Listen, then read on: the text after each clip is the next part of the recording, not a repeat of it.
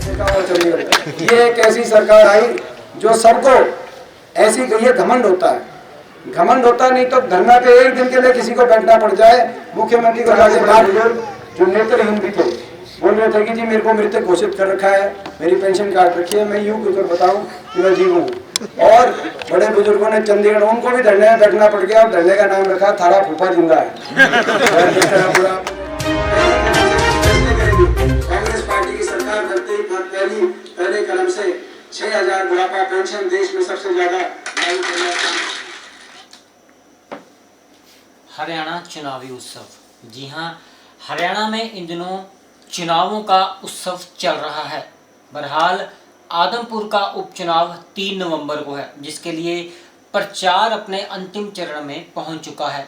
सभी पार्टियों ने दिन रात एक कर दिया है प्रचार में। तो वहीं भूपेंद्र सिंह हुड्डा कांग्रेस पार्टी के, जो कि पूर्व मुख्यमंत्री भूपेंद्र सिंह हुड्डा के बेटे हैं, आज कांग्रेस प्रत्याशी जयप्रकाश के लिए प्रचार करते हुए दिखाई दिए। उन्होंने कुलदीप बिश्नोई पर तंज कसते हुए यह भी कहा कि जो स्थान उनका कांग्रेस पार्टी में दूसरे या तीसरे नंबर का था, अब वही स्थान बीजेपी में उनको 32वां नंबर हो गया है। आप खुद ही सुनिए कि उन्होंने क्या कहा।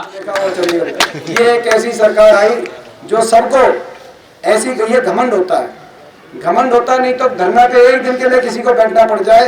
मुख्यमंत्री को जाके बात करनी चाहिए कि यार कोई एक स्कूल में 5 बच्चे भी बैठे हैं तो उनकी समस्या समाधान करो। पहला फैसला आपको ये करना है, इनका 5 साल का लाइसेंस रिन्यू करके दोगे या इनका लाइसेंस रद्द करोगे? पक्की बात है, एक बार हाथ खड़ा करके बताओ रद्द करोगे। तो सबने हाथ खड़े कर दिए रद्द करने के नाम के।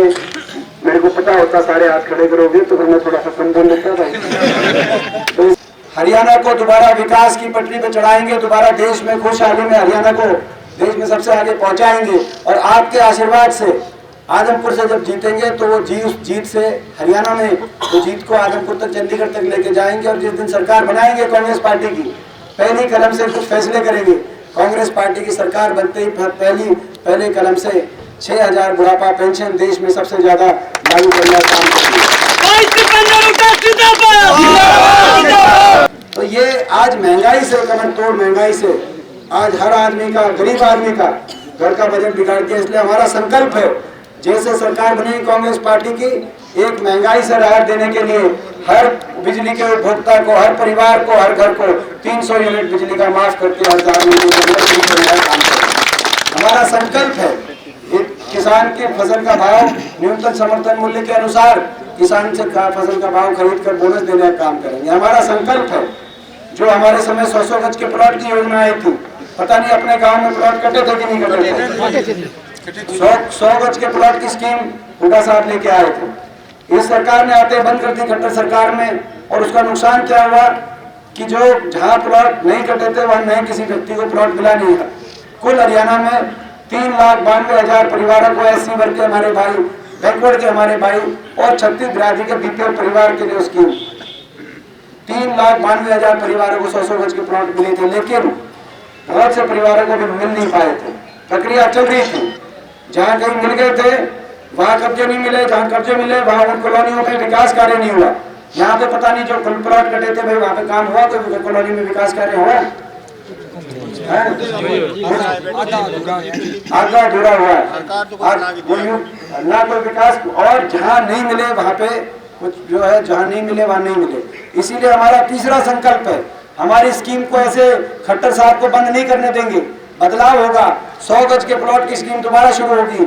हर गरीब परिवार को 100 गज का प्लॉट दिलवाएंगे और जहाँ ये कॉलोनियाँ हैं इनका विकास कराकर, और हर प्लॉट पे सरकारी खर्चे से 2 कमरे का मकान, 1 किचन और 1 बाथरूम बनवाने का ये हमारा संकल्प।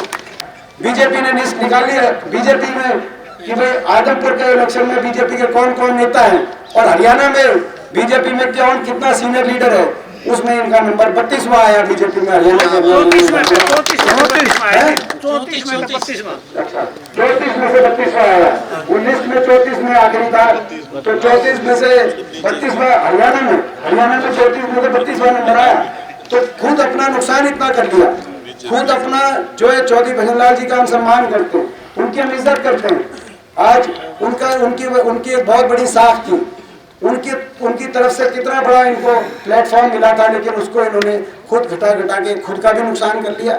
आज ना बीजेपी में कोई, पहला उपचुनाव ऐसा है, ना सीएम अभी तक आए, ना डिप्टी सीएम अभी तक आए, आगे कितने काम इनके कराएंगे आप सोच सकते हो, लेकिन मतलब खुद का भी नुकसान कर लिया। आदमपुर हल्के के नौजवान का भविष्य चौपट कर दिया, आदमपुर हल्के को विकास के मामले में पीछे कर दिया। क्यों? और नाम लिया चौधरी उदयभान जी का, नाम लिया चौधरी उदयभान जी का। ये बड़े अफसोस की बात है, जब इन्होंने कांग्रेस पार्टी छोड़ी तो इन्होंने कांग्रेस पार्टी छोड़ते हुए कहा कि मैं कांग्रेस पार्टी इसलिए छोड़ रहा हूँ कि चौधरी उदयभान जी को प्रदेश अध्यक्ष बना दिया। कल इनका बयान था कि चौधरी उदयभान जी को कौन जानता है, इनके पल्ले कोई वोट बैंक नहीं, इनको कौन पूछता है। मुझे दुख है इस बात का कि ऐसे शब्दों का प्रयोग, एक राजनीतिक व्यक्ति ऐसे शब्दों का प्रयोग कर रहे हैं। चौधरी उदयभान जी, हमें गर्व है, कांग्रेस पार्टी पे गर्व है कि एक गरीब घर से जन्मे हुए, एक दलित घर से जन्मे हुए एक साधारण व्यक्ति कांग्रेस, हरियाणा कांग्रेस के सर्वोच्च पद पे पहुंचने का काम चौधरी उदयभान जी को गर्व है। इसी के साथ हमने कांग्रेस के विधायक राव दान सिंह से भी बात की। आइए आपको दिखाते हैं कि पहले दीपेंद्र हुड्डा ने और फिर राव दान सिंह ने क्या कहा। क्या इस बार कांग्रेस उनको इस किले को भेद पाएगी जो अभेद किला है? देखिए, जो कांग्रेस पे कब्जा जमाए बैठे हैं, कुलदीप जी, भजनलाल जी नेता रहे हैं, बहुत लंबे समय तक कांग्रेस ने उनको मुख्यमंत्री रहने का अवसर दिया है। खाली कुलदीप जी या भजनलाल जी का नहीं था ये सारा रोल, इसमें कांग्रेस की बहुत बड़ी भूमिका रही है। 12 बार उन्होंने कांग्रेस के टिकट पर चुनाव लड़ा है, तो ये मान के चलिए कि कांग्रेस का गढ़ है, ये किसी व्यक्ति विशेष का ना होकर के कांग्रेस का गढ़ है, और इसीलिए कांग्रेस के प्रति लोगों के अच्छी भावना है। किन मुद्दों को लेकर कांग्रेस पार्टी जो है इस चुनाव में उठी है? मुद्दे सबसे बड़ा बेरोजगारी, महंगाई, और उसके बाद में जो आज कानून व्यवस्था किस तरह से बिगड़ी है, इन 3 बातों के ऊपर मुद्दा है। लोग समझ चुके हैं कि इन्होंने जो कहा था, चाहे केंद्र की सरकार हो चाहे प्रदेश की सरकार हो, उनमें से एक भी वादा उन्होंने पूरा नहीं किया। लोग अपने आप को ठगा हुआ